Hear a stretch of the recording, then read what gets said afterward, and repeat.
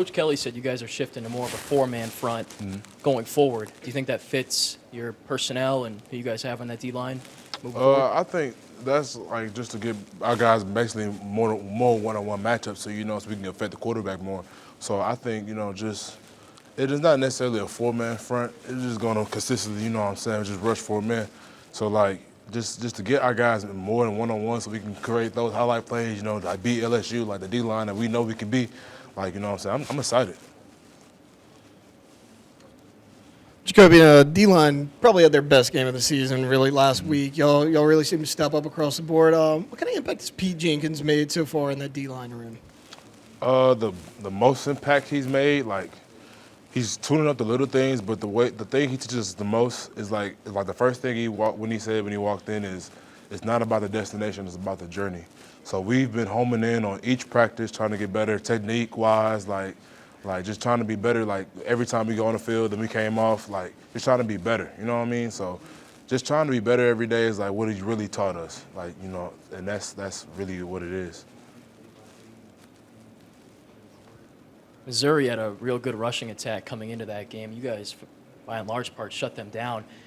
What was the biggest difference from the Ole Miss game where they could get the run game going versus this one? I mean, sure, the D-line played better.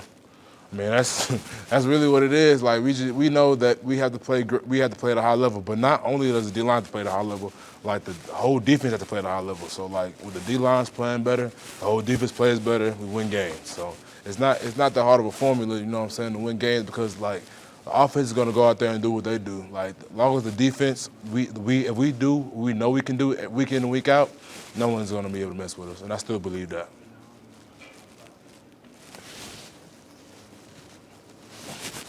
How's kind of the communication on the defense in those passing down situations?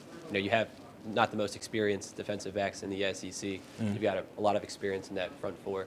How do you guys kind of help shoulder to the burden of the defense in those plays? And like I said, like getting after the quarterback, affecting the quarterback helps our guys in the back half out. So like I said, when the defensive line plays better, like it makes everybody else's job easier.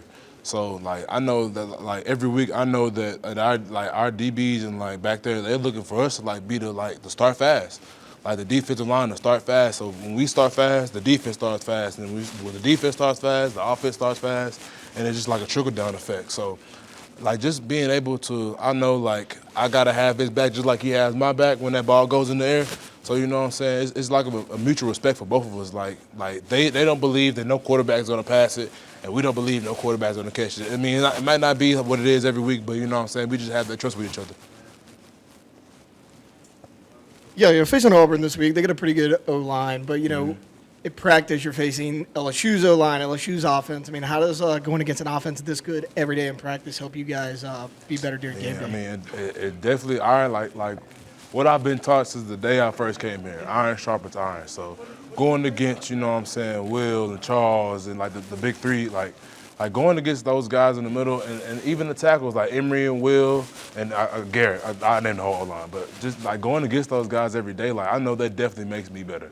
Like I know without a doubt, because I know what they're doing while they're in game. They're giving it all they got. Also at practice, they're giving it all they got. So if you're giving me all I got right now in the game, like right now in practice, it's gonna make the game so much easier. So having practice being 10 times harder than the game is what you really want. So the game could just be second nature. So you've seen a couple dual-threat quarterbacks already this year, Jordan Travis, KJ Jefferson.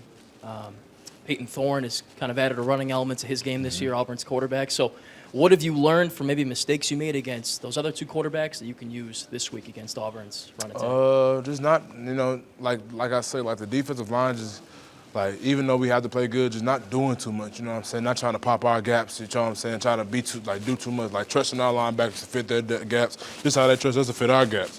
So just for us not to do too much, just be one defense and rush all together, rush together, because it takes four to get a sack. But But just for us to work together is what we really need. Kind of in that vein, what have you seen about Auburn from the tape, about Peyton Thorne and the rest of their offense? I mean, both quarterbacks can run the ball, but the starting quarterback definitely has the better arm. But I mean, no matter like who's in, you know what I'm saying, we know that we got a home in and like both of them to run. So we just got to be ready. So that's really what we just preparing for, like, you know, day by day. We're just trying to, you know, just get ready for the game. You guys got a young guy in the middle of your defense now, Whit Weeks. What have you seen from him and how he's been able to adjust Bro, as the weeks have gone by? Whit, so like I don't know, like Whit. I mean, he's young. Like I gotta think about it like this. Like I'm 22. Like Whit's probably 18, 17. Like it's weird. Like he doesn't act like that. Like I don't like our kids. Like I wouldn't even call them kids. Like our my younger teammates. They don't act like younger teammates. They act like young adults. So I don't even notice that. You know, Whit's 18 and I'm 22, finna be 23. I don't even notice that. So like just having him on the defense and him playing at a high level, you know what I'm saying? I'm so excited for him. Like I can't be nothing but excited for him. Similarly, Deshaun Womack, kind of speak towards his skills and what he's brought to the team this year. I mean, bro, it's like when he first got here, I was like, this dude's kind of mean, you know? But he's from up north. Like he's never been in Louisiana, you know, so just getting it's not even a cockiness. He's just so confident in himself. And like what he brings on game day, like that energy, it's like, you know what I'm saying? I'm just glad he's on my team. You know, I'm just really glad he's on my team. So Mason had a sack last game, and he's been getting a lot of double teams this year. But when he gets a one-on-one, usually he wins it, right? So while people might not see that he's getting stats, you know, what are you guys seeing, and what does he mean to your defense? A guy that comes into work every single day is willing to work his tail off. You know what I'm saying? And that's what he's been. And that's what he's going to continue. Like the whole defensive line is like that, but that's what he's going to continue to be. Like it doesn't matter like if he's getting triple teamed or double. I've seen Mason get triple teamed with a cut block. So I mean, like just know that he's out there fighting. You know what I'm saying? I can't be nothing but proud of him too. Just being grateful for him to come out here and fight for us on that defensive line.